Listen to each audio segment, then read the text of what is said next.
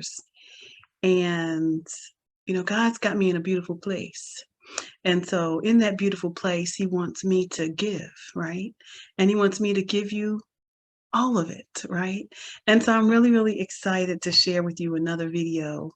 For those of you who don't know me, I am an educator slash trainer slash speaker slash author slash owning my whole life, right? I am an industry expert in the I am an industry expert in the field of health and human services. And what I do in that industry is I take people from allegiance to freedom, meaning you may be a professional in the field, but honey, please go get the rest of your coins, okay? And so the way that we do that is we show you how to use your power. We show you how to own your stage. We show you how to take your profession or your degree, even your degree. Take your degree and do something with it.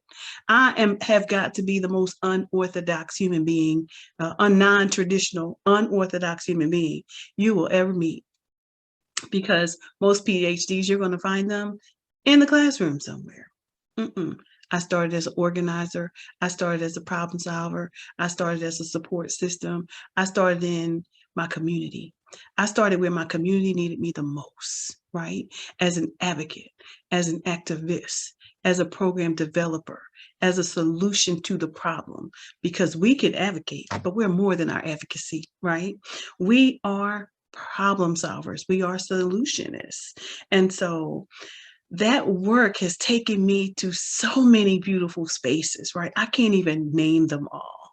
But what I want you to know is that you can have it too. And so because of that, I utilize all of my skills, my passions and my skills, meaning I use all of my education and I use my passion for computers to do that. I use my passion for taking you from online, offline, online, creating digital campaigns, doing whatever that is you want to do, right? But we do it in an online space, offline. I go to community. I traveled around the world, traveled around the nation. Yeah, I've been some places, I've done some things, and I have nobody to thank for that but God.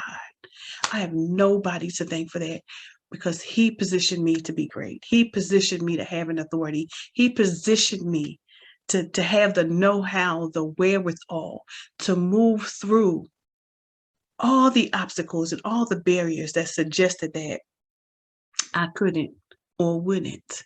And so I'm really, really excited to be here with you all today. And I hope that you enjoy this live. Today we're talking about, and I've dripped so many videos. Please go to my YouTube and follow me, because I'm giving it all away, right? That's how we do. That's how I'm doing it, right? And so I want you to make sure you follow me on YouTube and on Instagram. I'm Dr. Eveangel H Savage on all my channels, including LinkedIn. And I am helping others to really, really hone in and leave a legacy, man. When I talk about legacy, use all of your skills, right? And I'm going to show you how. And so I'm about to share this out real quick as I get some folks in the room. I currently have a cohort at the, let me just share this with you too. I'm also the president and executive director for the National Coalition of Black Women Rising. We currently have our second cohort that's going through right now. We graduated our first back in 2021. We started our second cohort and they're on their way. And a lot of the things that I'm doing is for them. A lot of the things that I'm doing is to make sure they are empowered. A lot of the things I do is so that you are empowered. So this is beyond walls. This is like social work without walls. No barriers here. You get to no walls and you get all the deets. Okay. So I am sharing with you today, taking you from allegiance to freedom. And I'm really, really excited. Thank you so much for sharing, Melissa Cook. I appreciate you always for being such a strong support system and sharing. Sharing is caring. I think that one of the very, very fundamental things about doing this workout here, when there's so many people in the sphere that's trying to make change, it's very, very important that you understand who you are, and that reciprocity is important, right? Because I'm a strong believer in sharing people, loving on people, empowering people, and taking people to different places that they never even imagined in their life. And so because of that, reciprocity is so important. When you give, it gets given back to you. God has shown me that he can't, listen, you can't beat God given. You absolutely cannot beat him given. But before I go and keep going into that, I'm going to go into this, what should I charge? So as we are taking our team members to places like being consultants, to being authors, to being community leaders, peer support groups, do you know that there are actually people looking for y'all? And you're not positioning yourself for it, right? So we're going to talk today a little bit about what should you charge? What should you charge? I am so glad that you asked that question. And so, hey, darling. All right, so let's get into it, everybody. What should you charge? Please share this out to your friends, to your family, to your people who need to understand that they can, because I can, you can, you can, you can. They're like the little engine that said you could, like the little engine that said, was it the little engine that said I can? Y'all, what's the name of that book? It's been a minute. It's been a minute. What was the name of that book? Somebody tell me the name of that book. It was the little engine who could, the little engine that could. I believe it was the little engine that could. Y'all, it's been a long time. I read a lot of books, but it's been a long time since I read that one. But it stuck with me because I had to tell myself that a lot of days. So as my teams are developing, they're building businesses, they're creating content, they are developing themselves along the trajectory to be their business owners. And the way we teach you are your business. It starts with me, baby. It starts with me. I'm my business. I'm it. Everything you get, this what you get. You get me, my personality, all my characteristics, and all those good things. And I don't work for everybody, and everybody don't get down with me. So, and that's okay, because you got your tribe, right? And your personality develops that. And that's so important. It's so important to be authentically you, because you might get some folk up in you that's like, don't rock with, don't feel, don't move fast, don't think your personality don't work with them, right? So it's real important that we remember that as well. So let's talk about, what should I charge? What should I charge? So this seems to be a conversation that many entrepreneurs are having with themselves, because they're like, I don't know what to charge. Well, I'm going to give you some industry standards on ideas and ways that you could be thinking about how you charge. Why? Because I've had to do a lot of this myself, right? There were times when I did either one of these, right? And I'm going to be sharing with you what that looked like. So there is your hourly rate, which is number one up here. Number one, which is hourly, your hourly rate. This rate accommodates variable job scope, meaning it's less stressful to negotiate since the rate is fixed. It's fixed. You charge a certain amount per hour. For example, when I was working, I had a contract not long ago. It was a consultant contract, and they asked me what I charged, and I had to really think about it, right?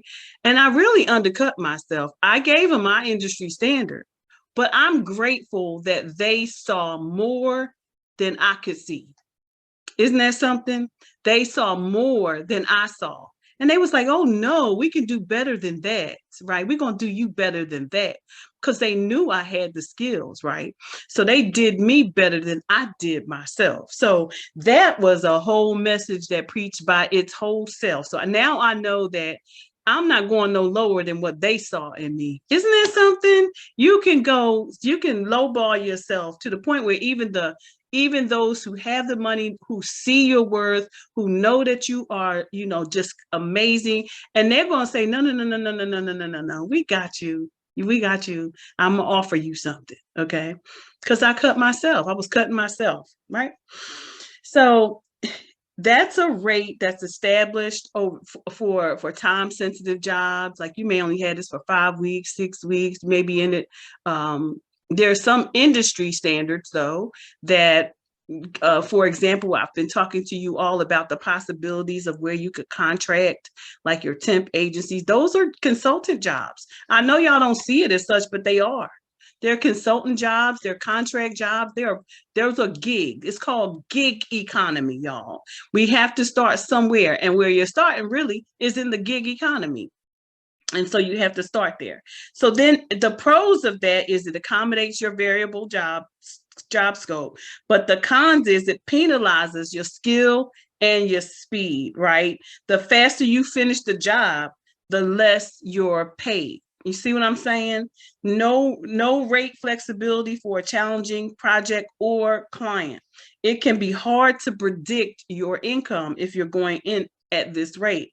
So clients may dislike open-endedness, and you may reach a market ceiling that doesn't reflect your abilities.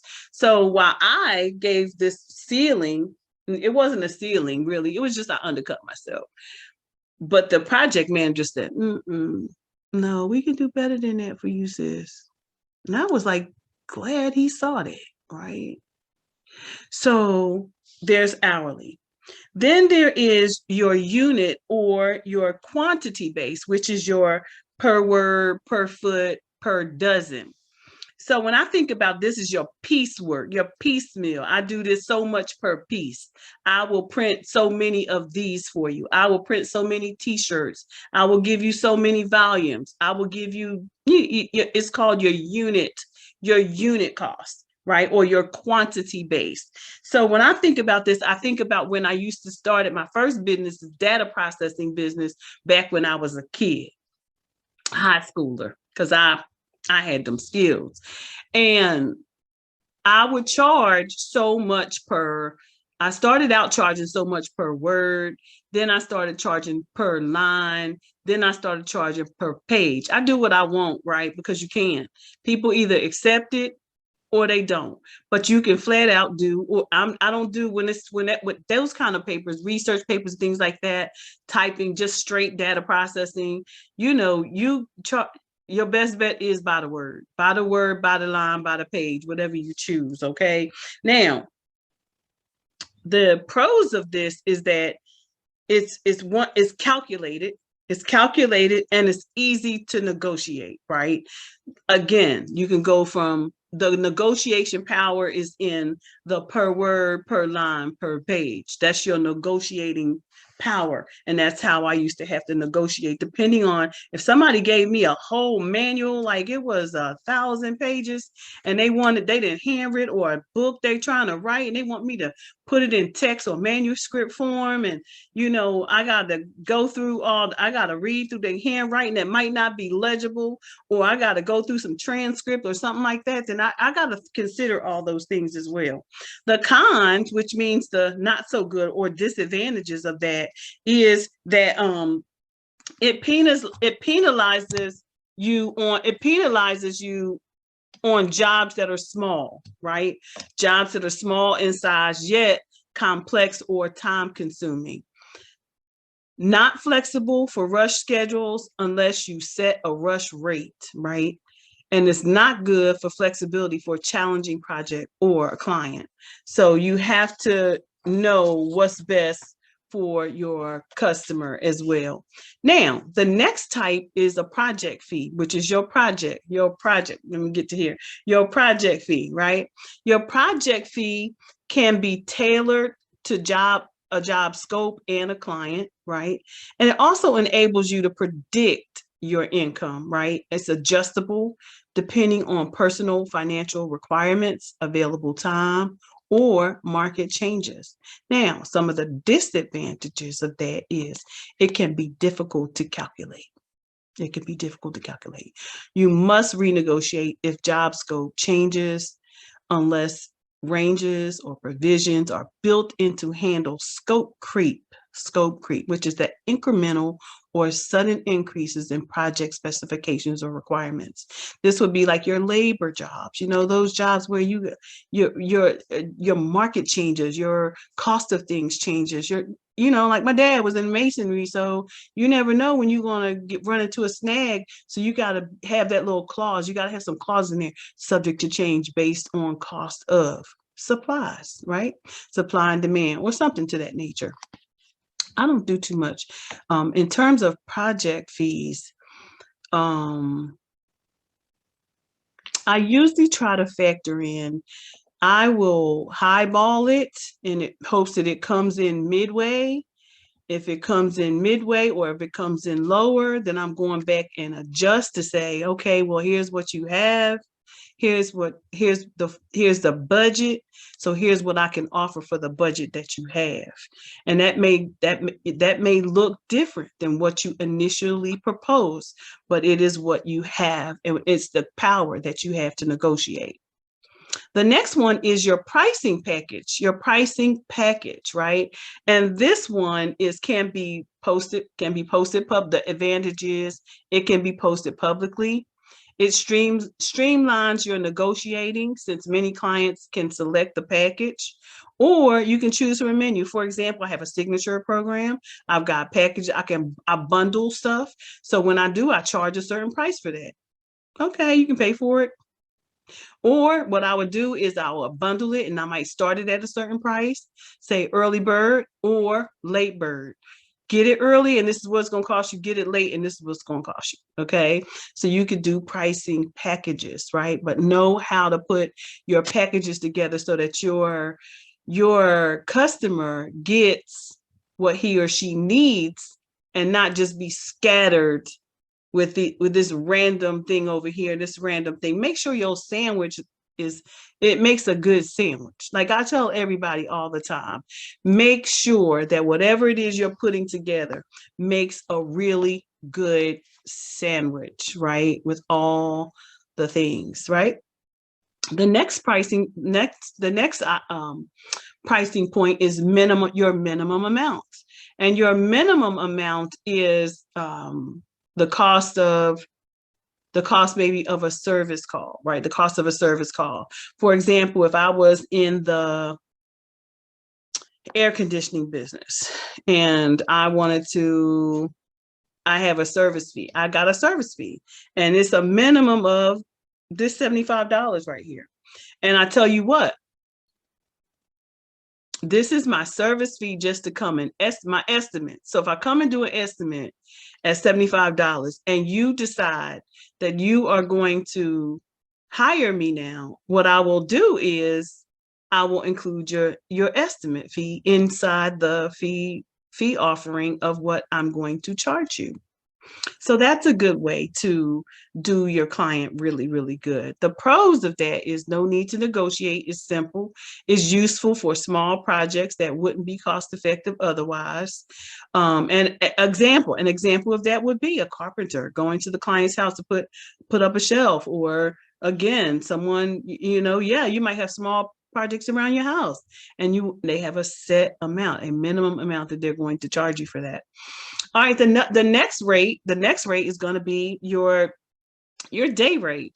And that's your day rate is interesting because that's your flat rate for something that you charge. For example, if I do a VIP day, that's me going in with one person saying, okay, we're going to set this business up today. And I'm going to spend all day with you to get you from allegiance to freedom. And here's what's included in my VIP package. But that's all day. That means, and I'm going to charge you a flat, nice fee. But by the time we finish, you're going to be set to go. And I don't do a lot of those, but I do them. And I do them, not very often. Okay. Because it's a power pool, right? It pulls a lot, and it's a lot to set people up in a day or two, but that's like your day rate for a VIP service. The pros of that is, minimum, it's efficient if your work is specialized. And for example, my work is specialized, taking you from allegiance to freedom, and I can show you everything you need to do and how you do it, set up everything. When I tell you everything, why? Because I'm already doing it myself, and I've been doing it for years. All right. So so you have your efficiency if your work is specialized, right? The con or the disadvantage to that would be you may be underpaid, because really, when you think about the cost of your workshops, the cost of your packages, the cost of something like this is a whole class. It's a whole class, right? But I couple this in a signature. So, but I'm giving it away because I just want y'all to be free. All right. So, so yeah, and the only con to that is you may get underpaid. The job scope outpaces your rate, or if you're miscalculated your costs or overhead, you may feel it in that way. It can be difficult to raise your prices once word gets around about what it is. Okay, so then there's that's your day rate, right? And that's the percentage of your, okay, the other one was your percentage of profits, which I didn't put up here. Now I thought your percentage of profits was a good one, because you could be working with a team.